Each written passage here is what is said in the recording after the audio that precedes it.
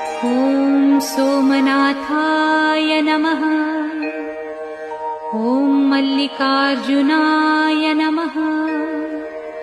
ॐ महाकालेश्वराय नमः। ॐ ओंकारेश्वराय नमः। ॐ वैद्यनाथाय नमः। ॐ भीमशंकराय नमः। ॐ रामेश्वराय नमः। ॐ नागेश्वराय नमः। ॐ विश्वेश्वराय नमः। ॐ त्र्यंबकेश्वराय नमः। ॐ केदारेश्वराय नमः। ॐ भुस्मेश्वराय नमः।